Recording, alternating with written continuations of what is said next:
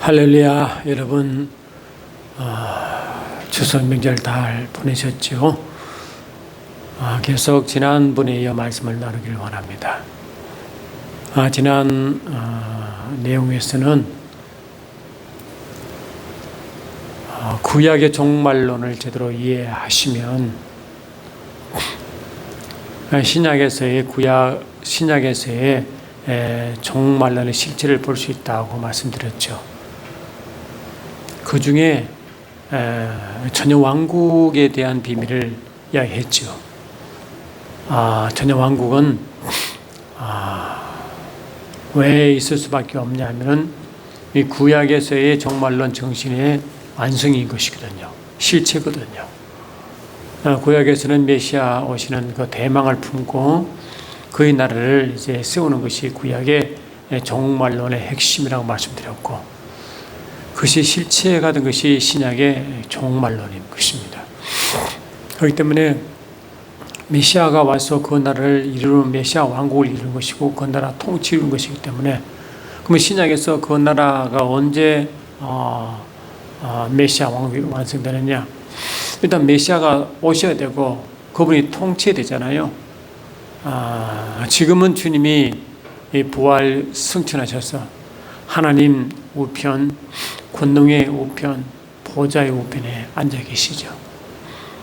그분이 오셔야 되잖아요. 오시는 그 즈음이 이제 종말론인 것이죠. 종말, 오시는 그분. 그러니까 이제 오실 그때 이제 하나님 나라 완성이 되고, 오시자마자 여러분 두 가지 영적 전쟁이 있다 말씀드렸죠. 그 첫 번째 first coming, 첫 번째 오실 초림 예수님은 하나님의 영원한 계획을 계시하는 동시에 아담의 타락으로 말미암아 중단된 하나님의 계획이 계속 이어지도록 십자가 죽음을 통하여 죄의 문제를 해결하시고 원래 중단 없이 영원에 세우신 하나님의 계획, 아담 속에 품었던 하나님의 계획이 계속 이루어지게 하신 것이죠. 그게 첫 번째입니다. 두 번째로 그 죄인에게 죄되게 한 죄에 뿌린 마귀를 심판한 것이고 온 인류를 구원하는 것이죠. 그래서 온 인류의 구원인 것입니다. 특별한 자의 구원이 아니라 온 인류의 구원인 것입니다. 그러면 왜 구약의 이스라엘의 육적 이스라엘의 그 종말론이 신약에 온 이방인에 포함된 것이 적용되느냐? 여러분, 우리가 알다시피 구약에서는 육체적으로 유대인 민족이면 유대인, 그 외에는 이방인으로 했죠. 구약에서는 그 이방인들은 성전 가까이도 성전 떨도 못 밟습니다. 그런데 신약에서는 어떤 것이 이방인이고 어떤 것이 유대인인 것입니까? 십자가 사건 이후로 예수 그리스도 안에 있으면, 다시 말하면 예수님을 믿고 구원받으면 영적 이스라엘, 영적 유대인, 그 밖에 있으면 비록 육적 이스라엘, 육적 유대인 할지라도 영적 이방인이 되는 것입니다. 그리고 구약과 신약은, 구약은 영적 원리를 설명하는 것이기 때문에 그걸 그림자적으로, 비유적으로, 또 그림자적으로, 비유로 설명했지만, 로마서 7장 14절 말씀처럼 하나님의 계명 율법은 신령하기 때문에 그 말씀이 신령한, 영적으로 봐야 원래 뜻을 이해하죠. 그러나 이 바울이 고백하듯이 신령한데 육에 속하여 죄인 된 것입니다. 육으로 보니까 알 수도 없고 이해할 수도 없고 오해한 것이죠. 그리고 이스라엘 백성들이 그들의 영적 스승인 서기관들과 또 그들의 존경 대사인 바리새인들조차도 예수님은 그들을 마귀의 새끼라고 했잖아요. 지옥의 자식들이라고 했어요. 왜 그랬을까요? 그들은 누구보다도 성경을, 그들의 율법을 사랑했고 율법을 지키려고 몸부림친 무리들인데요. 그런데 알다시피 여러분, 서기관 그 다음에 바리새인 대제사장들에 의해서 예수의 십자가에 못 박았잖아요. 왜 그랬을까요? 육체로 예수를 봤거든요. 왜? 육체로 성경을 본 결과로 육체로 예수를 본 거예요. 그 사상이요, 바울도 그 예를 경계합니다. 사도행전 고린도후서 6장을 잠깐 보시면 그 이야기를 잠깐 나오거든요. 제가 좀 읽어드릴게요.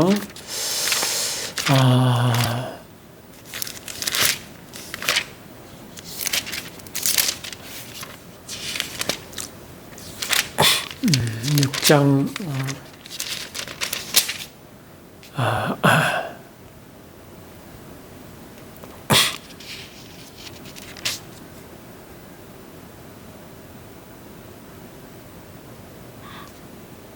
6장 아니고 5장이군요. 고린도후서 5장 16절에서도 그러므로 우리가 이제부터는 어떤 사람도 육신을 따라 알지 아니하노라.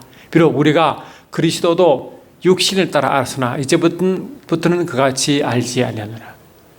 육신을 따라 그리스도를 알았대요. 그 육신을 따라 그리스도를 아니 어떻게 참된 메시아를 알 수 있어요? 메시아 그리스도임을 누가 고백하느냐? 성령께서 고백하는데 성령으로 쓴 그 성경을 성령 감동으로 풀지 않냐고 육으로 봤으니 어떻게 육체적으로 하나님은 육으로 판단하자고 그 중심을 보시는 분인데 그 중심적으로 보지 못하니 하나님의 육으로 눈으로 보지 못하니 어떻게 예수를 메시아는 알 수 있겠어요? 성령으로만 예수를 메시아로 알잖아요. 그래서 성령으로 예수를 메시아 그리스도요 하나님 아들이심을 고백하는 그 무리가 교회거든요. 그래서 그들은 영적인 율법을 성령으로 보지 않냐고 성령의 기름 부으신 가운데 보지 않냐고 요한일서 2장 20절 말씀처럼 또 고린도서 2장 13절 말씀처럼 요한복음 16장 26절 말씀처럼 말이죠.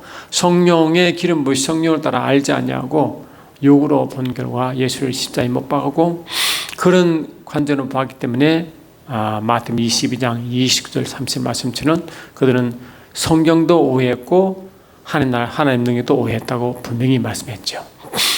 그래 그들은 결국 뭔가 육으로 본 것은 요한복음 8장 44절 말씀처럼 그 마귀의 종이 된 거예요. 하나님의 종이 아니고 마귀의 종이 되어 마귀를 한 거죠. 그러니까 독사새끼라고 주님의 질타를 하신 거 아닙니까? 이처럼 저와 여러분도 말이죠. 디모데후서 3장 16절, 고린도후서, 베드로후서 1장 20절 말씀처럼 하나님의 말씀은 성령 감동으로 지은 말씀이기 때문에 실체의 말씀이 오셨다 할지라도 여전히 성령께서 기록자이시기 때문에 저자이시기 때문에 성령의 기름 부으신 감동을 받아야만이 말씀을 제대로 알 수 있습니다. 그게 특별한 중요한 것이 요한계시록이라고 말씀드렸죠. 여러분 말씀을 드렸지만 요한계시록은 구약의 많은 말씀을 인용합니다. 많이 가져온다고요. 인용하지만 인용한다고 해서 구약 유대 사관으로 가면 안 됩니다. 율법 사관으로 가면 안 됩니다. 율법에 원래 영적 정신, 영적 원리로 가야 되는 것이죠. 그래야 제대로 계시로 이해되는 것입니다. 그래서 지난 보면은 이 구약의 종말론을 실체 신약의 실체인 종말을 보니까 그것이 메시아 왕국은 바로 천년왕국이라고 말씀을 드렸죠. 주님이 오셔서 그분이 통치 이루어진 나라가 천년왕국이 어디 있습니까? 근데 이 천년왕국 중심으로 보니까 그 천년왕국 보니까 원래 이제 요한계시록이 그 구성이 말이죠. 계시록 1장부터 22장까지 있는 건 사실이지만 그 말씀들이요. 전체가 다 이 시간 순서대로 기록된 것은 아닙니다. 보면 요한계시록이 1장부터 22장까지 있지만 원래 시간 순서대로 기록된 나열된 것을 본경이라는 본경. 그런데 어떤 성경 그 계시록 안에 어떤 성경을 보시면 이런 시간 순서로 되지 않은 말씀을 주로 많이 발견됩니다. 그런 부분을 성경 전체 흐름을 영적으로 진단하기 위하여 삽입되어 있습니다. 그걸 삽경이라고 말해요. 삽경. 그래서 영적 원리를 설명하거나 더 이해를 돕기 위해서 중간중간 말씀을 삽입해놨다고요. 그 삽경의 대표가 계시록 7장, 그 다음에 10장, 11, 12, 13, 14까지입니다. 계시록 7장, 10장부터 14장까지가 대표적인 삽입장입니다. 그것이 빠지더라도 성경 전체 흐름에 영향이 없습니다. 그러므로 이 7장과 10장이야 14장까지를 전체 성경의 원리를 보고 설명하지 아니하면 전체를 뭡니까? 시간 순서를 보면 서로 안 맞는 거예요. 그렇다 보니까 계시록 해석이 너무 혼란스러워지고 이해하지 못한 거로 되는 겁니다. 그래서 그런 부분을 조금만 아시면 성경을 전체 구조를 보는데 알고 싶다. 그리고 어떤 이들은 주님 오시기 전에 로마서 13장 12절 말씀과 같이 어둠이 깊어지고 낮이 가까웠다 할 때, 낮이 가까운 것은 주님 재림이 가까울 때를 말하잖아요. 근데 밤이 가까워, 밤이 깊다 것은 그 밤은 영적인 밤이고 흑암의 세력의 활동 깊이와 넓이입니다. 그러니까 주님 재림 직전에 가장 큰 사단의 활동이 있대요. 그 사단 활동은 딴 게 없지 않습니까? 있을 수 없죠. 왜냐? 하나님의 이름을 모독하고 영광을, 하나님 이름을 회방하고 모독하고 그 영광을 가르치고 말이죠. 그리고 하나님 이름과 영광을 가진 몸된 교회를 핍박하는 거예요. 거기에 사단 일이 다입니다. 그러면 주님은 어떻게 일하실까요? 그렇죠? 그 사단과 사단의 세력이 있는 모든 자를 영어로 뭐냐? 그 황폐케 한 자라고 다니엘서 9장에 말하고 있는데요. 영어로 더 데솔리트, 더 데솔리트. 이 성경은 제가 지난번 한 걸 제가 지우지 않았습니다. 오늘 계속 말씀이 이어지기 때문에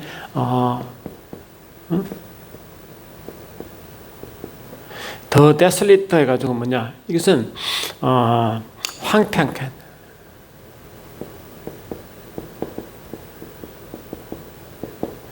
황폐하는 자라고 이제 번역할 수 있죠. 그래, 이 황폐하는 자, 사단과 사단의 무리, 하나님의 이름과 영광을 회방하고 또 모욕하고 그리고 몸된 길을 핍박하고 회방하는 하나님 일을 회방하는 그 모든 일을 하는 그 무리들이 사단 세력과 함께 그 같이 무리에 접히는 모든 무리들을 황폐케 하는 그 황폐케 하는 자의 하나님의 진노 이야기가 요한계시록 7인의 사건입니다. 7인의 사건. 그걸 여러분 말씀드렸죠. 7인의 사건은 하나님께서 이 황폐케 하는 자들에 대한 하나님의 진노의 표현을 7인으로 표현한다고. 7인, 7나팔, 7대접이죠. 그런데 7번째 인은 7나팔의 시작이고 7번째 나팔은 7대접의 시작이기 때문에 실은 6번째 인의 사건을 나팔 사건으로 그 7나팔을 대해서 사회상 설명하고요. 7번째 나팔 사건을 7대접으로 상세히 설명합니다. 그 러시아 가면 꼭두가시 인형처럼 있대요. 그 인형을 몇 개 비싸서 그 맨 끝에 인형을 뜯기면 또 똑같은 인형이 있고 이렇게 돼 있대요. 그래 이 맨 바깥의 인형은 안에 인형을 이렇게 포함하고 있는 거죠. 그거 같은 모습입니다. 7번째 이는 6번째 사건을 더 확대 설명한 것이고 7번째 나팔 사건은 다시 이제 그 7대접으로 더 상세한 설명이기 때문에 실제적으로 7인의 하나님의 진노는 끝이자 하지만 7대접까지 간다고 말씀드렸죠.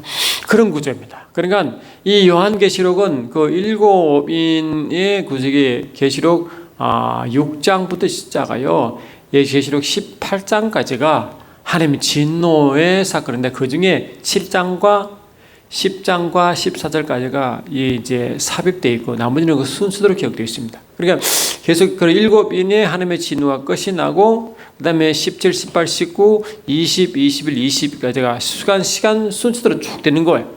그러니까 전체적으로 하나님의 시간 순서로 기록되어 있지만 그런 삽입된 장만 빼놓으면 시간 순서로 되기 때문에 그 시간 순서대로 보는 게 정확하다고요. 그런데 지난번에 말씀드린 것 같이 구약의 종말론의 완성의 신약에서 그 메시아 왕국의 그 이제 시작이 주님 다시 오셔서 그 메시아가 오셔서 통치하는 나라가 바로 재림 이후의 사건이거든요. 그래서 계시록 19장이 재림자입니다. 대표적으로 계시록 19장 11절 말씀인데요. 제가 읽어드릴게요.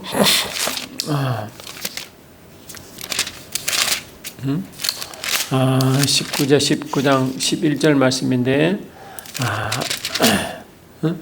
또 내가 하늘이 열린 것을 보니 하므로 하늘이 열렸던 것은 뭡니까? 바로 이 데살로니가전서 4장 14절로 17절 보니까 주 예수께서 하늘로부터 강림하시잖아요. 하늘로부터 강림하시잖아요. 그러니 하늘로부터 강림하시는 모습을 하늘이 열린다라고 표현하는 거예요. 열린다. 그래 주님 재림 장면입니다. 그래 하늘 문이 열리고 하늘이 열리고 그 주님이 이제 오시는데 어떤 모습이냐? 백마를 타고 오시는 모습이에요. 백마를 타고 오시는데 또 뭐가 있냐니까 그 뒤에 군대들이 하늘 군대가 따르는 거예요. 키고 깨끗한 세마포를 입고 그 백마를 타고 백마를 탄 주님을 따라오는 거예요. 그러니까 그 하늘을 따라 그 주님을 따라가는 군대가 있는데 그것이 누구냐니까 흰 세마포를 입고 백마를 타고 간다. 이게 뭐냐? 바로 부활과 휴관 주님의 백성들이죠. 여기 물론 하나님의 군대도 같이 하나님의 군대도 같이 가겠지만 그래 하나님의 백성들이 주님과 함께 하는 거예요. 그러니까 그 주님이 총 사령관이죠. 그거 뒤에 백성이 따라가는데 군대 따라간단 말이에요. 그러니까 총사는 게 예수님이고 그 예수님 통치를 받는 거 아니겠어요? 그래서 계시록 19장부터 이제 12장부터 21절까지가 소위 말하면 아마겟돈 전쟁입니다. 아마겟돈 전쟁. 그래서 이 아마겟돈 전쟁은 구약의 그런 아마겟돈 전쟁은 말은 없죠. 아마겟돈 대전 독과마구 전쟁 이야기 나옵니다. 그러나 아마겟돈 지역은 있죠. 그 아마겟돈 전쟁이라는 것이 이제 아마겟돈 지역이 구약 때부터 많은 바빌론 북쪽에서 오는 이스라엘과 적이 된 그 나라다가 계속 유브라데스 강을 넘어왔잖아요. 그래서 이 무깃도라고는 아마겟돈 거기서 큰 전쟁이 났죠. 그거는 평지인데 그래서 큰 전쟁이 있다고. 그러니 이 북쪽에서부터 이 바벨론 이스라엘 바벨론에서 이제 이스라엘 지형지로 온 이스라엘 지형 안에 있는 그 지역에서 큰 전쟁이 나기 때문에 마지막 될수록 여러분 지난번에 뭘 말씀하셨습니까? 이스라엘 이 지역은 가나안 이 지역은 하늘나라의 모형이라고 말씀드렸죠.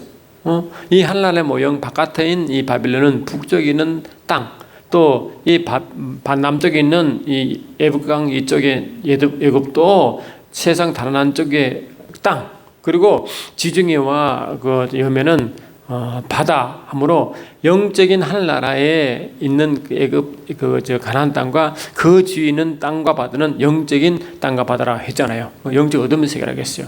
그 땅에 속한 짐승이 또 계시록 13장 11절 나오고 바다에 선 짐승이 계시록 13장 1절이 나오잖아. 그는 뭡니까? 우리가 말하는 땅과 바다의 의미가 아니고 영적인 세계의 땅과 바다라고 말씀드렸죠. 이런 이스라엘 영적인 미 때문에 말이죠.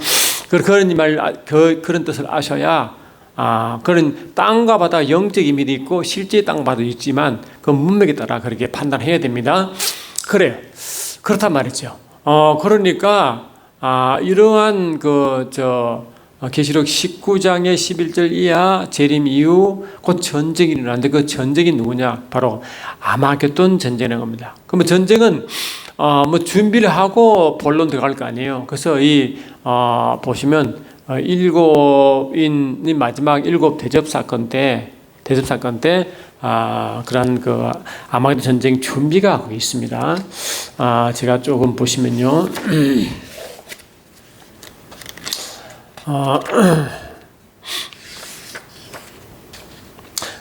계시록 16장 12절로 16제가 이제는 전체를 읽어볼게요. 계시록 16장 12절 또 여섯 번째 천사가 그 대접을 큰 강 유브라데 소돔에 강물이 말라서 동방에서 오는 왕들의 길이 예비되더라.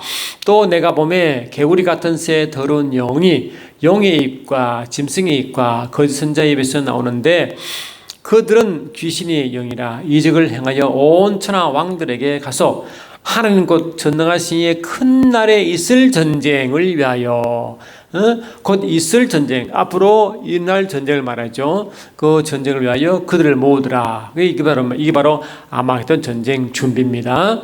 보라, 내가 도둑같이 오르니 누구든지 깨어 자기 옷을 지켜 벌거벗고 다니지 아니하며 자기의 부끄러움을 보이지 아니한 자는 복이 있도다. 새 영이 히브리어로 아마겟돈이라는 곳에 왕들을 모으더라. 이 왕들이 뭐냐? 이 귀신이요, 동방에서 있는 저 바벨론 쪽에 있는 그 왕들을 끌어모아 가지고 유브라데 강을 건너 아마겟돈 모이게 하는 거예요.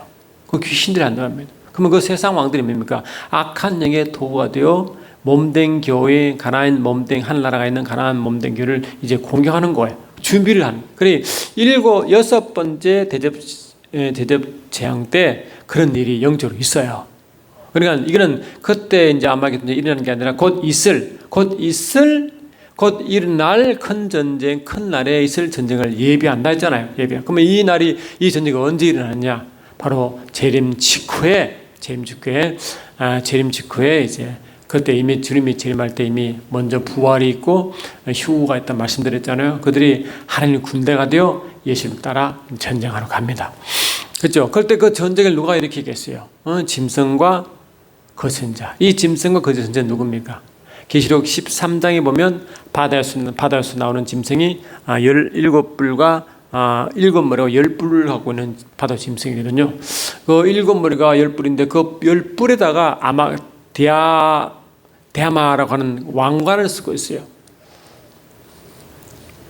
관은 이 면류관이라고 하는 관이 있고요. 또 왕관이 따로 있어요. 그 면류관은 하나님 몸된 기와 천사가 쓰는 관이고요. 왕관은 주님만 쓰십니다. 왕이기 때문에. 근데 그 왕관을 누가 쓰느냐? 바다에서 올라오는 짐승 사단이 또 쓰고 있어요. 그 말은 뭡니까? 데살로니가후서 2장 4절처럼 이 사단도요, 자기를 보여 하나님이라고 그러고 항상 그 하나님 자리를 노리기 때문에 이놈이 그 머리에 디아데마 왕관을 쓰고 있다는 것은 하나님 자리를 노린다는 그런 의미인 것입니다. 그것처럼 이 용이 7머리와 10뿔을 가지고 있는데 그는 7머리에 왕관을 쓰고 있고요. 바다에서 오는 짐승, 계시록 13장 1절에 나오는 그 바다의 짐승은 그 10뿔 뿔에 왕관을 뒤집어 있었습니다. 그 말은 뭡니까? 그 머리에서 나오는 10뿔이라는 것은 그 밑에 나오는 그 권세들인데 그 영으로부터 바다에서는 짐승에게 영이 그 짐승의 권위를 위임하는 겁니다. 그런 의미가 있습니다. 그래서 그 계시록 13장 그 말 나오죠. 계시록 13장 보시면 그 말 잠깐 나오는데 13장 보시면 4절 보니까 용이 짐승에게 권세를 주므로 용에게 경배하며 짐승에게 경배 이르되 누가 이 짐승 같으랴 누가 능히 이와 더불어 싸우리라 이렇단 말이죠. 그러니까 이 영이 이 바다에서 난 짐승에게 권세를 다 임시킵니다. 그러니까 이 영이 짐승이 바다에서 나온 짐승이 영의 권세를 행하는 거죠. 그럼 이 짐승은 누구냐? 이미 말씀 다니엘서 7장과 8장 나온 말씀처럼 다니엘 7장 1절 2절 보니까 바람이 불면서 이제 바다에 있는 그 짐승의 이제 그 정체가 드러나잖아요. 드러나는데 거기에 보시면 이제 이 짐승의 정체가 드러나면서 그 짐승들이 있는 나라가 쭉 이제 전개됩니다. 그게 뭐냐? 느부갓네살 신상에 나오는 그 선상 뒤에 있는 그 영적 존재를 설명합니다. 그것도 여러 번 제가 말씀드린 걸 알고 있는데요. 그것처럼 그렇게 이제 쭉 설명을 하는데, 제가 조금 찾아볼게요. 여기 있군요. 그러니까 이 하늘 내 바람이 큰 바다로 몰려 불어 바다에서 내 짐승을 이렇게 이제 바다에서 짐승이 올라온단 말이죠. 바다에서 올라오는데 그 짐승이 사자 모습, 곰 모습, 표범 모습, 두루근 무슨 짐승 모습으로 나타난단 말이죠. 그 바다 앞에 그 사자는 우리가 사자, 곰, 표범 쭉 나오잖아요. 그리고 이 사자에 해당되는 금, 그다음 밑에 은, 동, 철, 발 밑에 그 두렵고 무서운 그 짐승이 있는 그 몸 맨 네 번째 짐승은 발과 진흙으로 되어 있어가지고 로마 시대부터 주님 오실 때까지 모든 옛날 제국들을 말하는 겁니다. 그래서 이 사자는 바벨론을 그때 의미했고, 곰은 페르시아, 표범은 그다음에 헬라, 그리스 헬라죠. 그다음에 두렵고 무서운 짐승은 로마와 그 주님 오실 때까지 모든 제국 뒤에 역사는 악한 영이더라고요. 근데 그 짐승이 사자, 곰, 표범 모습이 계시록 13장 1절 2절에 바다에서 올라오는 거예요. 이거는 뭡니까? 이미 다니엘 시대 때 있던 그 짐승은 같은 짐승이거든요. 근데 그 짐승이 마지막 때 그 모습으로 또 나타난단 말이죠. 그 짐승이 나중에 뭐냐? 나중에 시즌은 사람 쪽으로 이렇게 들어가면 적그리스도용으로 이제 역사합니다. 이 바다에서 오는 짐승은 적그리스도용으로 이렇게 역사해가지고 이 적그리스도 나타나죠. 이 적그리스도 나타나면 모든 세상이 그 짐승을 따라갑니다. 아직 나타났지만 모든 그 중에 이제 어떤 이들은 뭐 적그리스도가 이슬람 교도니 그다음에 또 공산주의니 또 뭐 우리가 보던 캐톨릭이니 뭐 그런 이야기를 많이 하거든요. 그런데 아직까지 구체적으로 이 적그리스도가 딱 지금 말할 수가 없어요. 그 적그리스도가 뭐 한 명 나타나가 여러 명 나타나는 것 같아요. 왜냐하면 이미 사도 요한 시대부터 적그리스도가 이미 있었으니까요. 이 요한일서 4장 보면 이렇게 되어 있습니다. 요한일서 4장 보니까 1절 보니까 4장 1절 사랑하는 자들아 영을 다 믿지 말고 오직 영들이 하나님께 속하였나 분별하라. 많은 거짓 선자가 세상에 나왔음이니라. 이로써 너희가 하나님의 영을 알지니 곧 예수 그리스도께서 육체로 오신 것을 신한 영마다 하나님께 속한 것이요 예수를 신하지 않은 영마다 하나님께 속한 것이 아니니 이것이 곧 적그리스도의 영이라. 오리라 한 말을 내가 드렸거나 벌써 세상에 있느니라. 벌써 사도 요한 때부터 적그리스도 영이 있었기 때문에 이 적그리스도 영이 다양하게 종교에 역사하면 바빌론이 종교인 이 카톨릭에 해당될 수도 있고, 또 이 정치 개념 보면 이 공산주의 될 수도 있고 말이죠. 각곳에 이렇게 영이 이렇게 활동하는 거예요. 그러니까 근데 이제 마지막 이 활동하는 이 저것이 그게 나타날 때는 모든 사람이 그걸로 따라간다. 그게 계시록 13장에 나와 있어요. 다시 읽어드리면요. 계시록 13장 보니까 이 말도 있습니다.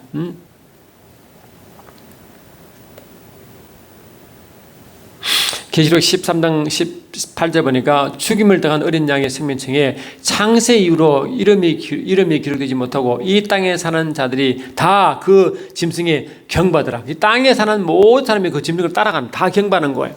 그런 현상이 아직까지 없잖아요. 그런데 그게 나타날 겁니다. 그래서 적그리스도 영이 요한 때부터 있었지만은 계속 활동하다가 이제 마지막 때는 뭡니까? 모든 세상 사람이 다 그걸로 쫓아간대. 그게 적그리스도예요. 그래 아직 보이지 않잖아요. 근데 서서히 보일 것입니다. 저는 이제 상상하기로 그게 공산주의 영이 아닌가라고 생각하고 있는데 확정은 못하죠. 아직 모습을 드러내지 않기 때문에. 아직 전 세계 공산주의 따라가는 거 아니잖아요. 그러니까 근데 어떤 식의 종교로 나타날지 정치로 나타날지 모르지만 아무래도 온 세상 사람이 다 따라갈 수 있는 그것이 나타난다는, 그게 적그리스도 영이라는, 적그리스도 영에 끌려가는 사람이 나타날 겁니다. 그게 이제 바다에서 나오는 짐승이 적그리스도 영으로 나타나고요. 그 다음에 이 땅에서 짐승이 또 나타나는데, 이 땅의 짐승은 뭐냐? 바다에서 나오는 짐승의 권세를 받아가지고, 바다에서 올라온 짐승의 권세를 받아가지고 바다 짐승을 숭배하게 만드는 그 역할을 한 것이 땅에서 오는 짐승이에요. 그게 계시록 13장 11절에 나와요. 그래서 이 바다 짐승을 숭배케 하는, 그 숭배하게 하는 그것을 받는 자가 666표를 받는다고 그래요. 그래 666표는 무슨 물건이 아닙니다. 그 바다 짐승을, 우상을 경배하는 자가 받을 표기 때문에 이 영적인 것이다. 그럼 뭡니까? 이미 표를 받은 사람은 이미 하나님과 전혀 상관없는 사람은 이런 다음 뭐니까 이 황폐한 자에 속한 자들이에요. 그 마귀의 자기들을 의미하고 있습니다. 그러니까 어떤 분은 뭐 베리칩이니 뭐 말하지만 그거는 그분들의 이야기고, 이는 영적인 메시지이기 때문에 그런 물건이 아닙니다. 하나의 그 따라가는 하나의 그 영의 존재, 그 다음에 신분의 이야기이기 때문에 이런 물건이 아니란 말이죠. 그 666표는 나중에 다시 상세히 말씀드리고 하겠고요. 아마 몇 번 들은 것 같은데 알고 있는데, 하여튼 그 찾아보면 또 있을 수 있어요. 하여튼 그래요. 그러니까 그런 두 짐승이 말이요. 그 두 짐승이 일으키는 전쟁이 바로 아마게돈 전쟁입니다. 아마게돈 전쟁. 그 아마게돈 전쟁을 두 짐승이 일으키는데 결국 뭡니까? 이 두 짐승이 패하겠죠. 그 패한 증거가 뭐냐? 계시록 19장 뒤에 20절 나와요. 읽어드릴게요. 계시록 19장 20절 보면 여기 되어 있습니다. 19절부터 보니까 또 내가 보매 17절부터 한번 읽어드릴게요. 또 내가 보니 한 천사가 태양 안에 서서 공중에 나는 모든 새를 향하여 큰 음성으로 외치르되 하나님의 큰 잔치에 모여 왕들의 살과 장군들의 살과 장사들의 살과 말들과 그들 탄자들의 살과 자유인들이나 종들이나 작은 자나 큰 자나 모든 자의 살을 먹어라. 이게 뭐냐? 이제 그 동방에서 이제 왕들이 이제 유브라데 강을 건너가지고 아마게돈 모이잖아요. 그때 귀신 영이 그를 끌고 온다 그랬어요. 그 세상 임금들인데 그 세상 임금들뿐만 아니고 장사치들, 임금들, 그다음에 뭐라고 이게 장군들 그 다 포함되어 있어요. 신분적으로 자유인들, 종들도 포함되고 그런 모든 무리들이요. 그것이는 나중에 이제 하나님의 황폐한 자의 하나의 무더기로 이제 하나님의 진노를 받을 자들이지만 와서 전쟁을 이제 하겠죠. 그러니까 뭡니까? 그런데 전쟁을 일으키다가 이 짐승이 누굽니까? 계시록 16장 12절 이하 말씀이겠죠. 아마겟돈 전쟁을 준비하는 그 무리들이겠죠. 20절 보니까 짐승이 잡히고 그 앞에 표적을 행하던 거짓 선자, 이 거짓 선자가 땅에서 나온 짐승이고요. 앞에 짐승이 바다의 짐승입니다. 두 짐승인데 앞에 짐승은 바다의 짐승이고 나중에 거짓 적그리스도 용으로 활동하고 뒤에 땅에서 온 짐승은 거짓 선자로 활동하는 겁니다. 실제적으로 눈에 보이는 것은요. 그러니까 짐승이 잡히고 그 앞에 표적을 행하던 거짓 선자도 이 거짓 선자가 땅에서 온 짐승이겠죠. 함께 잡혔으니 이는 짐승의 표를 받고 그의 우상에 경배하는 자들을 표적으로 미혹하는 자라. 아까 말씀드렸죠? 자라. 이 둘이 산채로 유황불에 던져지고 그 첫 번째로 이 유황불이시고 지옥불인데요. 이 첫 번째 유황불에 던져지는 존재는요. 두 짐승이 먼저 던져집니다. 두 짐승이. 바다 소른 짐승, 다른 짐승이 더 먼저 던져진다고요. 그래 두 짐승이 먼저 던져지고 진단 말이에요. 그 나머지는 이제 나중에 이제 전쟁에 우리 전쟁하고 나면 새들이 많이 먹잖아요. 그런 이제 시체가 많은 거를 짐승이 먹는 걸 표현한 거지만 그래 두 짐승이 아마게돈 전쟁 이후로 지옥불로 던진다니까요. 그러니까 분명한 것은 뭐냐? 이 아마게돈 전쟁이 계시록 19장 11절에 나오는데 그 아마게돈 전쟁이 말하고 천년왕국 이전에 있었다고요. 그러니까 세상왕국 그 끝나자마자 무슨 일이 있냐? 계시록 20장 1절 보니까 또 봄에 천사가 무지개인 열쇠를과 큰 사슬을 가지고 그의 손을 가지고 하늘로부터 내려와서 영을 잡으니 곧 옛뱀이요 마귀요 사단이라 잡아서 천년 동안 결박하여 무지개에 던져 놓고 잠그고 그 위에 임봉하여 천년이 차도록 다시는 만국을 미혹하지 못하게 하는데 그 후에는 반드시 잠깐 놓으리라. 이게 이제 무지개 열쇠를 가져온 천사가 그 영을 잡아가지고 천년 동안 무지개 가둬납니다. 이 무지개이 옥이라 하온 같은 당선인데요. 그 옥에 가두는데 천년 동안 가두었습니다. 그 누가 천사가 하는 거예요. 그 어떤 이들은 이걸 가지고 말이죠. 이걸 가지고 십자가 사건을 해석해가지고 십자가 사건은 계시록 20장 1절로 3절을 십자가로 해석해버렸어요. 그게 누가 하느냐? 전번분에 말씀하신 대로 무천년주의자 그렇게 해석한다고 그랬어요. 무천년주의를 주장하는 분들이. 근데 여러분 말씀드렸죠. 아까 요한계시록은 계시록 1장부터 22장까지 쭉 순서대로 나열되어 있지만 특히 17, 18, 19부터 17부터 22장까지는 시간 순서대로 기록되어 있다고 했잖아요. 그런데 지금 20장 1이에요. 20장 1인 것 같으면 뭡니까?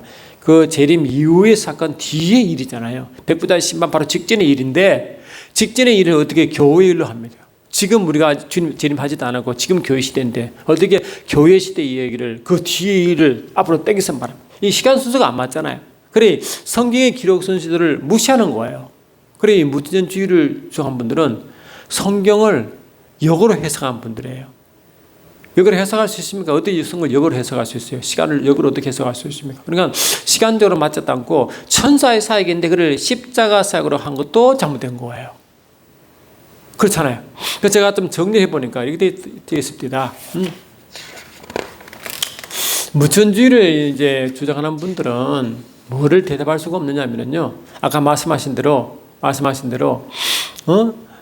요한계시록이 이제 그 삽입장만 빼면 시간 순서로 쭉 기록되어 있는데 말이죠. 그거를 무시해가지고 시간 기록을 인정하지 않아가지고 거꾸로 해석하기 때문에 그들을 설명할 수 없다는 것이고요. 그리고 또 그 십자가 사건을 천사가 한 일을 십자가 사건을 해석해 버리기 때문에 그러면 그때 천사가 뭘 했어요? 그 무중의 용을 가둬놨잖아요.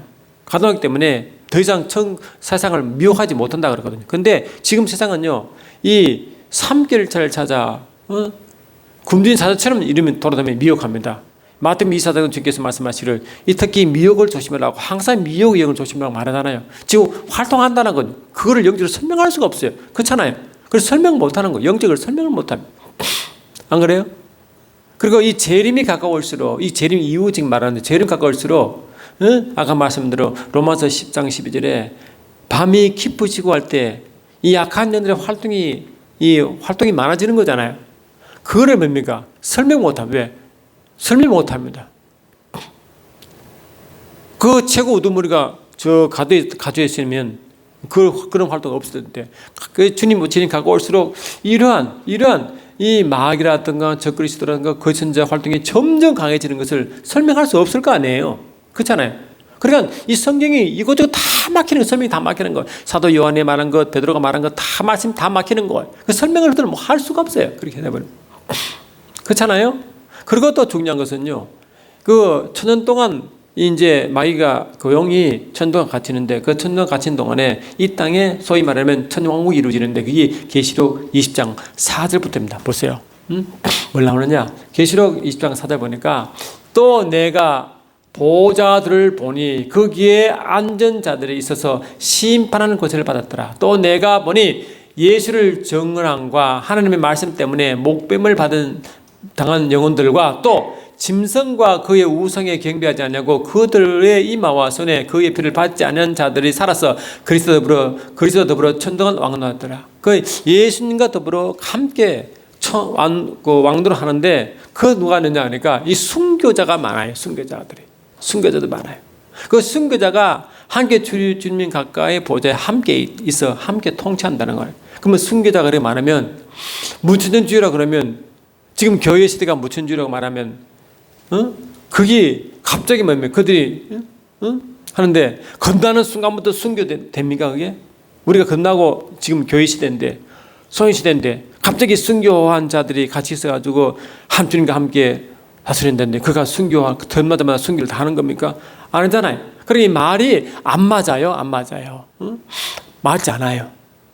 그리고 여러분, 주님 재림한 장면이 데살로니가서 4장 13, 18절을 쭉 설명하는데, 그 보니까 대환란 뒤에 7인 사건은 대환란이거든요. 7인 사건 뒤에 그다음에 아마게돈 전쟁 준비 이야기했죠. 아마게돈 전쟁 준비, 그다음 뒤에 계시록 17, 18장에 바벨론 멸망인데 바벨론 멸망, 그다음에 재림, 그다음 부활, 이런 시간 순서로 일어나는 것들을 설명을 하세요. 왜? 그 다 맨 뒤에 그 이런 얘기를 앞으로 당기니까요. 그게 다 교회 시대에 일어났다고 말하니까 그거를 시간 순환 이런 일을 설명할 수 없어요. 그래서 설명할 수 없는 일이 너무너무 많아요. 그래서 성경이 여기로 해석하다 보니까 다 그게 뭡니까? 설명 못하는 거예요. 또 더 한 거는 다니엘 구약의 종말론이 신약의 실체잖아요. 그 중에 구약의 다니엘 특히 구약의 종말론이 다니엘서에 집중되는데, 그 다니엘서만은 70일에가 한 나라의 완성과 하나님의 완성을 말하고, 그 완성이 씨름은요, 주님 재림 때 이 땅의 나라가 완성이 되고 그 백성들이 함께 사는 나라가 그리스도의 통치를 받는 나라가 천년왕국인데, 그 부분을 제대로 설명할 수가 없게 돼 있어요. 그러기 70일의 이후에는 메시아 왕국, 천년왕국, 이거를 설명할 수 없어요. 왜? 없다고 하니까. 그리고 구약의 71일을 설명할 수 없잖아요. 그것도 안 맞아요. 그러니까 이런 일을 저는 애들이 그리고 또 중요한 것은요, 천년왕국 전후로, 전은 뭡니까? 아까 말씀하신 대로 아마겟돈 전쟁이 일어났죠. 아마겟돈 전쟁을 누가 일으켰습니까? 두 짐승이 일어났죠. 두 짐승이 일으켜가지고 두 짐승 먼저 지옥 용불을 던졌다고 아까 계시록 19장 20절에 말했잖아요. 그래 분명히 이 천년왕국 전에 아마겟돈 전쟁이 있다는 말, 영적으로 있다. 그리고 중요한 것은요, 이 천년왕국이 끝나고 무슨 일이 있냐, 자 보세요. 끝나고 20장 7절에 보니까 계시록 20장 4절, 5절, 6절이 천년왕국의 이야기고요. 그 다음에 7절이 뭐냐, 천년의 참에 사단이 그 무중행이죠. 너여 나와서 땅의 사방 백성국 곡과 마곡을 미혹하고 모아 사방에 사물 붙이리니 그 수가 바다의 모래 같더라. 그들이 지면에 널리 펴져 성도들의 진과 사랑하시는 성을 들으며 하늘의 불이 내려 그들을 태워버리고 또 그들을 미혹하는 마귀가 불과 유황못에 던져지니 거기는 그 짐승과 그 전자가 있어 세세토록 밤낮 괴로움을 받으리라. 보세요. 자, 천년이 찾습니다. 근데 이 천천히가 영이 나오겠죠. 영이 뭡니까? 사방 백성을 다 끌어모아 또 전쟁을 일으킵니다. 이 소위 곡과 마곡 전쟁인데요. 여러분, 이 곡과 마곡 전쟁은 에스겔서 38, 39장이 나오잖아요. 거기 보니까 이스라엘 쪽에 이 세 연합군이 이스라엘을 공격합니다. 마곡에 있는 왕들이 말이요, 저 북쪽에 있는 돈말, 도갈말, 고멜, 저 남쪽에 있는 구스, 군들을 연합하여서 이스라엘을 공격한다. 그거를 구약에서는 그 구약에서는 곡과 마곡 전쟁을 합니다. 하는데 신약에서는 곡과 마곡 전쟁이 뭐냐? 이 영적인 의미니까요. 구약에서는 영적인 의미를 알아야 된잖아요. 그 구약은 그 어떤 모형을 가지고 영적인 의미를 제공하기 때문에, 그러면 구약에 말하는 곡과 마곡 전쟁의 영적인 의미는 뭐냐? 방금 말하잖아요. 계시록 20장에 보니까 7, 8 보니까 뭡니까? 땅의 사방 백성, 이게 땅의 사방 백성이 뭡니까? 예수 믿지 않은 마귀에 속한 모든 그들이죠. 그들이 영을 도와서 또 전쟁을 일으키면 그 전쟁이 뭐냐? 사랑하는 하나님의 성도의 지인과 하나님 사랑하는 성이니까 다시 하나님의 몸 천왕국에 있는 그 동력이겠죠. 공격하는 겁니다. 당연히 그들이 패하겠죠. 그 패해서 뭡니까? 보니까 하늘에 불이 내려서 그걸 다 태워버리는데 20장 10절 보니까 그 결과는 뭐냐? 또 그들을 미혹하는 마귀가 불과 유황불에 던져지니 보세요. 그리고 이 곡과 마곡 전쟁 끝으로 뭐가요? 이 용이 잡혀서 지옥을 던졌잖아요. 어디지? 그 천년왕국 바로 끝나자마자. 그러니까 보시면 이 천년왕국 중심으로 전번에 말씀드렸는데, 천년왕국이 계시록 20장 4절로 4, 5, 6장까지인데 그 천년왕국을 중심으로 거저는 아마겟돈 전쟁, 그 후는 곡과 마곡 전쟁이라 말하죠. 근데 이것이 뭡니까? 그 전쟁 결말이 다 다르잖아요. 그 말은 뭐냐? 두 전쟁도 있고 그 사이에 천년왕국도 있다는 확실히 증거지 않습니까? 확실하게 천년왕국이 있다고 성경이 말하고 있잖아요. 그 결과 양쪽 전쟁에서 결과 나타나는 그 사이에 천년왕국을 말하고 있잖아요. 할렐루야. 그러니까 이 천년왕국은 분명히 있는 것이고 양쪽 전쟁이 있는 거예요. 그리고 구약에서 말하는, 에스겔에서 말하는 곡과 마곡 전쟁은 실은 뭐를 의미하냐? 신약에서 이 아마겟돈 전쟁과 같이 영적 의미를 같이 품고 있습니다. 또 이사야에서 보니까 이사야 11장과 65장 쭉 보니까 천년왕국과 신지의 영적 의미를 같이 한 덩어리를 설명합니다. 구약에서는요. 그래 신약은 그걸 다 분리해서 자세히 설명하지만 구약은 그래요. 원래서 한 덩어리 영적 원리를 설명하니까 그렇게 설명하는 거예요. 그렇단 말이죠. 그러니까 분명한 사건은 이렇게 천년왕국이 분명히 존재하고 양쪽에 영적 전쟁이 있다는 것을 분명히 말하고 있단 말이에요. 그 정적 결과가 분명히 말해주고 있으니까 그렇잖아요. 그러니까 지난주에 말씀한 바와 제가 말씀을 다시 설명하고 있지만 이런 분류들이 있단 말이죠. 그래서 성경을 제대로 보지 못하면 이 구약이 그림자죠, 모형이요.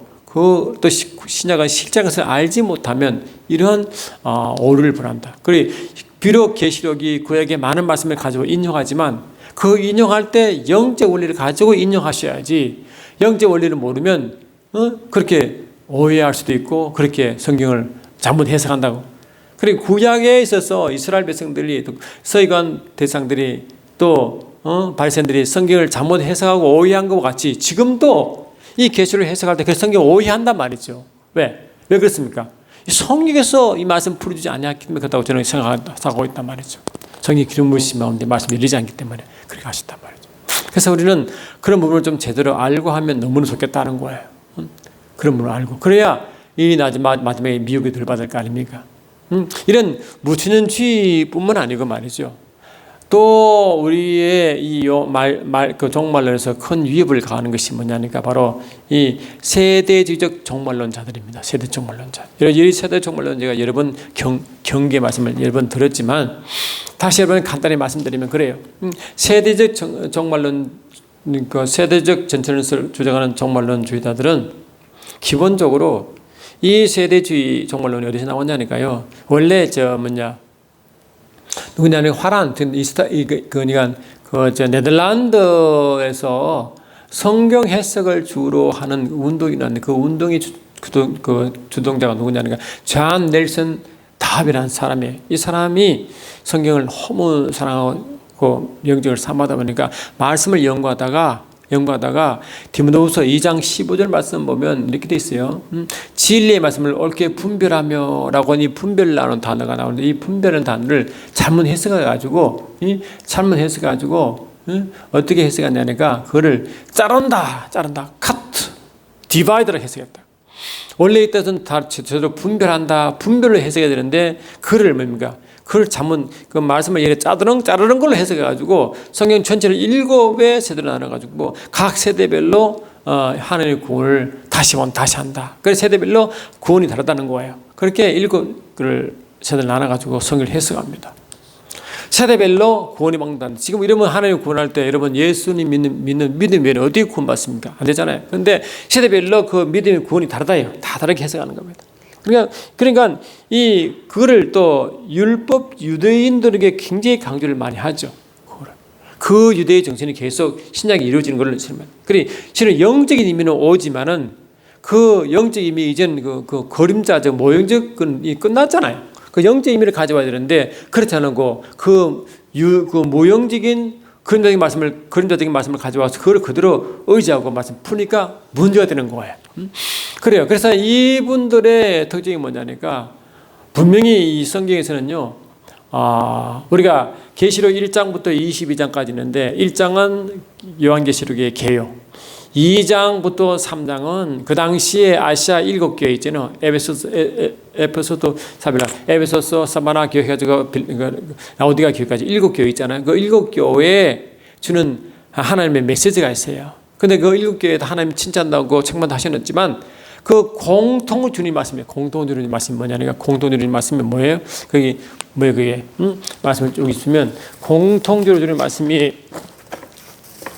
그러니까 그 하나님은 주님은 그 각 교회마다 칭찬하시고 책망하시고 다 칭찬하시고 또 책망한 교회가 있지만 공통적으로 말씀이 뭐냐니까 성령이 교회를 하는 음성을 들어라. 그리고 끝까지 이기는 자 두 말씀이 7개의 공이 주는 말씀이에요. 공통적으로.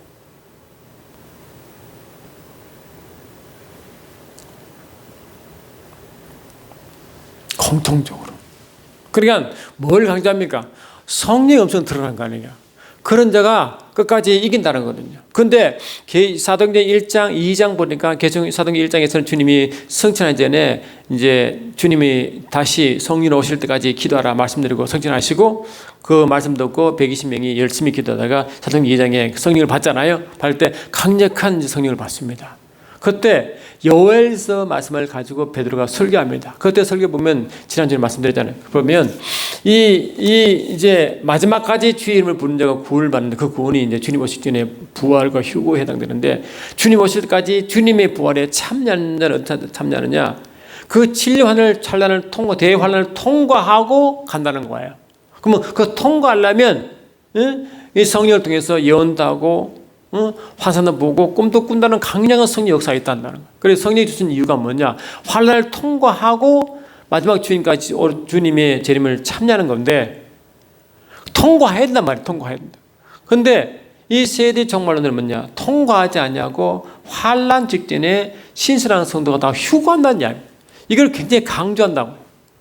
그래서 성경 그 어디에도 마태복음 24장에 주님이 말씀하신 요한계시록의 축소폰이거든요. 거기 보면 그 어디에도 7년 환란 전에 휴거한다는 말이 한 군데도 없고 성경 그 어디도 없어요.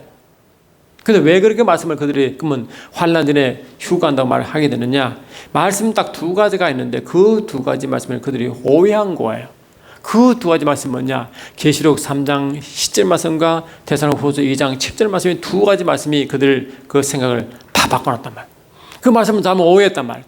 그 말씀 보면요, 그게 제가 말씀을 잠깐 이미 제가 여러 번 말씀드린 걸 알고 있지만 다시 제가 말씀을 요약해 드리면 그런 말씀이.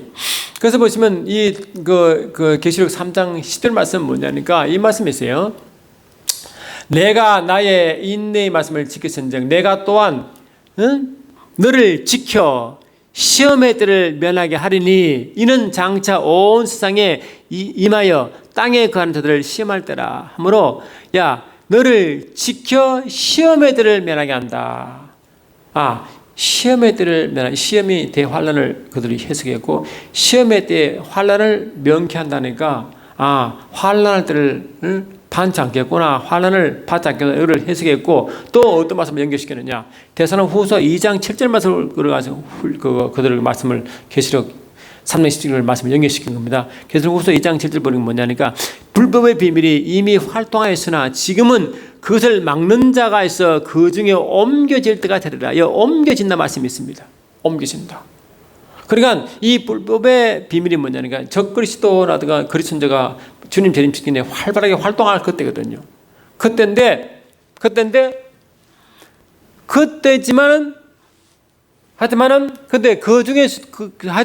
그 중에 옮겨지는 자가 있다. 그러니까 옮겨진다라는 말씀과 그 다음에 계시록 3장 10절에 시험의 때를 면하게 한다는 말씀이 딱 맞는 거예요. 그러니까 시험의 때를 면한다, 옮겨진다 하니까 시험의 때를 받지 않고 대환란을 겪지 않고 옮겨지구나라고 해석을 그렇게 해버렸단 말이죠. 그러나 이 말씀을 진짜로 보면 그런 뜻인가 보면 그런 뜻이 아니라고요. 계시록 3장 10절에 시험의 때를 면하게 한다. 그 말은 뭐냐니까 이 원어도 그렇지만 또 보시면 원래도 무슨 뜻이 아니까 이렇게 됐다고. 내가 시험의 때부터 너를 지켜주겠다 이 뜻이 원래가 I keep you from the hour of trial. 그러니까 시험의 때에 너를 지켜주겠다.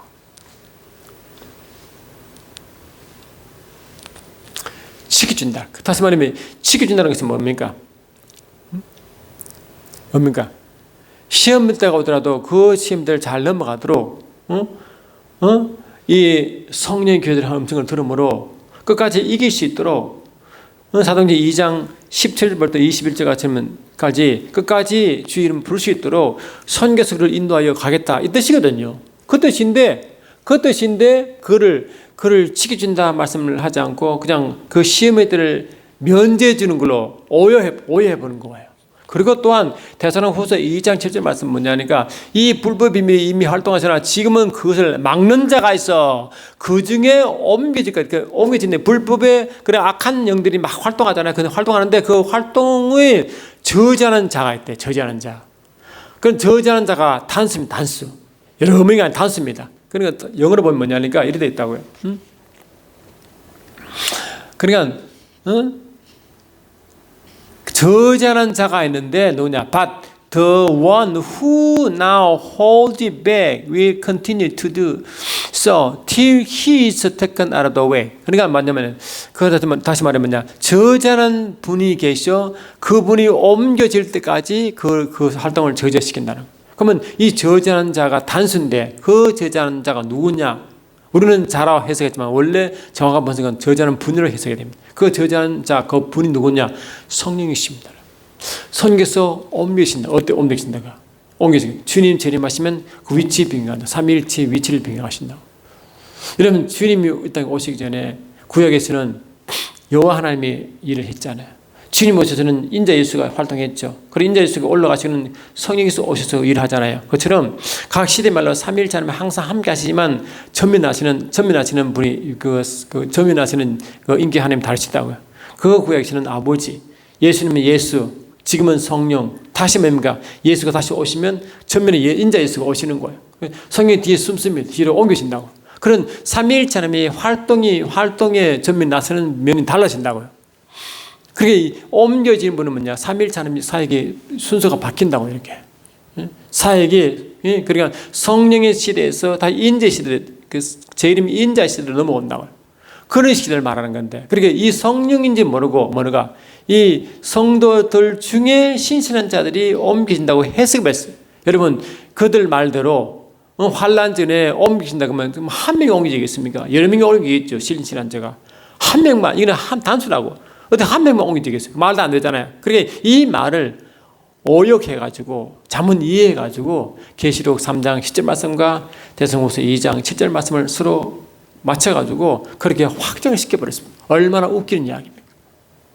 그래 말씀을 오해해가지고 덕이 좋게 환난을 겪지 않고 가는 걸로 해석해버렸단 말이죠. 그게 말이 됩니까? 성경 그 어디에도 환난을 겪지 않고 하는 말, 겪지 않고 휴가하는 말이 한 군데도 없는데 어떻게 이렇게 이 두 가지 말씀 때문에 그렇게 말을 엮여놨단 말이죠. 그래 비슷한 말을 다 엮어서 이렇게 막 설명해서 주입시켰단 말이에요. 그러니까 그 말씀을 분별하지 못한 분들은 그걸 모르니까 다 아멘 안 받아가지고 미안하지만 이런 존 넬슨 다비가 일으킨 이런 세대적 종말론의 이 세대적 종말론의 그 전천연설이 나중에 영국으로 갔다가 미국 가가지고 스카필드에게 전수시켰다라고요. 스카필드.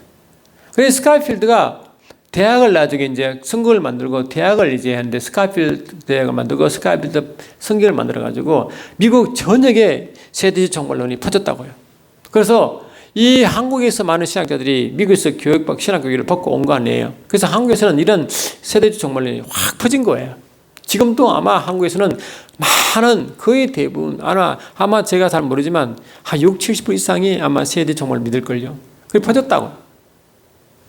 이 말씀이 이렇게 오역돼 가지고 마침 퍼진 것도 모르고 다 그렇게 주장하고 있다는 거 아니에요. 다윗 선교에서 예수님이 언제 온다고 계산해가지고 흰 옷 입고 기다리고 그런 일이 있어서 얼마나 문제 많았습니까? 예수님이 오신다고 미리 오신다고 환난 겪지 오신다고. 그러니까 성도들이요 환난을 겪지 않다는 미리 휴가한다는 이 믿음 가지고 살아가기 때문에 끝까지 이기라, 끝까지 성령 충만하여 성령의 교회들 음성을 들으며 가르쳐라 이런 성령 충만한 마음은 없어지고 어떻게 하면 환난을 피할까 여기에 고민하다가 성도의 신앙이 뭡니까? 그렇게 자꾸 미혹받는단 말이죠. 매 순간 성령을 충만하여 성령의 음성을 들으며 가야 되는 그걸 잊어버리고 끝까지 이 환난을 통과하여 주님 오실 때까지 마태복음 24장 10절에 천국 복음을 모든 속에 전파할 생각하지 아니하고 그 환난 오기 전에 미리 휴거한 이 마음 때문에 그렇게 교회가 미혹되어 간단 말이죠. 그리고 또 이 마지막 때만 말했어요. 마지막 때 주님 오실 때까지 이 마지막 때 물론 적그리스도인이 활동하고 적그리스도 선자 거짓 교사가 활동하지만 근본적으로 하나님은 7인의 사건은 하나님이 이 황폐한 자에 대한 하나님의 진노거든요. 하나님이 이들을 진노한다고요. 교회가 아니고 이들 세력을 진노한다고요. 교회는 하나님의 교회는 이런 진노 세력, 이런 진노하는 이 황폐한 세력들이 교회를 핍박하고 어렵고하고 하나님의 이름과 영광을 회방할 때 그거를 저지하고 막을 수 있는 그것은 교회고 성령 하신 일인데 성령과 하나 되어 하는 그 일을 교회가 하도록 교회가 성령에 힘을 주는데 그 일을 하도록 했는데 하시는데 그런 영성의 얘기가 부족하다 보니까 성령으로 충만하여 주님과 함께할 그런 마음을 가지 않고 끝까지 성령의 음성을 들으며 갈 그런 각오를 하지 않고 자꾸 피하려고 하는 이런 다약한 신앙을 가진 교회를 자꾸 만드니까 하나님이 기뻐하시겠냐 말이죠. 그러니까 그게 안 맞는 거예요, 성령. 그리고 이 마지막 때 이런 악한 일이 활동하기 때문에 시대를 악한 영이 전 세계를 쥐잡아가지고 교회는 힘이 없어요. 왜? 이미 성실하신 성도들은 다 휴교했으니까 혹시 남아있는 분들은 힘이 없고 아무 힘이 없잖아. 그러니까 사탄이 휘둘려가지고 아무 힘도 못하는 그런 교회를 만들어버리고 이 세상은 적그리스도 악한 일이 활동한 세대로 만들어버렸단 말이에요. 그런데 여러분 악한 시대입니까? 주님의 하나님의 진노의 시대입니까? 하나님의 진노의 시대로 기자해요. 하나님의 진노. 이런 자들이 하나님이 진노하는 시대이지만 하나님이 일하는 하나님 주권이 하나님 게 있는데 하나님 주동적으로 교회가 일하시는데 그 빼버리고 악한 일이 주도로 일하는 식으로 적그리 시대로 만들어봤단 말이에요. 그것도 영적으로 큰 문제. 그 세상 바라보는 게 하나님께서 이 세계 끝까지 하나님 말씀을 전하고 하나님 나라를 확장하고 하나님 영광을 인정케 하는 그 일을 하려고 하지 않고 그냥 힘 없는 교회, 나약한 교회가 그냥 그 핍박을 그냥 그 찌들어서 아무 일도 못하고 악한 일이 눌려있다가 그 주님 오시면 그냥 끝나는 걸로 이렇게 그냥 만들어봤단 말이죠. 이 얼마나 하나님이 싫어하는 이 교회 모습으로 그 만들어버리는 겁니까, 여러분? 안 그렇습니까? 그러니까 그렇지 않다고요. 이 마지막 때는 적그리 시대가 아니고 하나님의 진노의 시대예요. 주님 때까지. 그러니까 전혀 뭡니까? 관점이 달라요. 그러니 주님 오실 때까지 교회는 점점 강력해져서 하박국서 2장 14절, 3장 3절, 이사야 11장 9절처럼 온 세상에 하나님 영광을 인정하는 지식이 충만하도록 그 일 끝날 때 주님 오시기 때문에 그 일 누가 합니까? 몸대 교회가 하거든요. 그렇게 하도록 성령의 강력한 기름을 부으시고 영광이 넘치도록 하거든요. 그게 교회이고 그 교회를 하시는 성령과 함께 동행하는 교회인데 그리고 하나님은 뭡니까? 하나님은 그 악한 반대하는 이 황폐한 자들을 하나님의 진노로 하시는 그런 장인데 이런 역사의 주도권인데 어떻게 악한 자들이 세상의 주도권을 잡아 하도록 그렇게 해석하냔 말이죠. 안 되잖아요. 그렇게 한단 말이에요. 그 대표적으로 이 땅에 눈에 보이는 제3성전이 지어질 때 주님 오신다. 그래서 지금 제3전이 완성되는 전에 그런 말 하다고요. 뭐 베리집 이야기 뭐 이런 문제가 다 그렇게 나온 거예요. 그러니까 얼마나 몸된 교를 힘들게 하고 미혹된단 말이죠. 그래서 세대 총괄론들은 물론 부분적으로 하나님의 진리를 전한다 할지라도 이런 큰 오류를 자꾸 만들기 때문에 주님이 기뻐하지 않는다고 저는 확실히 말할 수 있단 말이죠. 아시겠죠? 그런 거예요. 그렇기 때문에 이런 부분들을 우리가 잘 아시고 이해해야 됩니다. 그러니까 지난번 말한 것처럼 하나님이 그렇게 기뻐하지 않은 하지만은 기뻐하지 않으시지만 한국 교육에 널리 펴져 있는 이런 그 무천년주의 종말론, 세대 종말론은 성경지지도 않고 하나님 기뻐하지 않는 종말이라는 걸 분명히 아시고 제대로 된 말씀을 가지고 하시면 좋겠습니다. 다음 주에 이 부분을 좀 더 말씀드리고 이거를 또 정리할 것 같습니다. 여러분 다음 주에도 뵙겠습니다. 여러분 고맙습니다.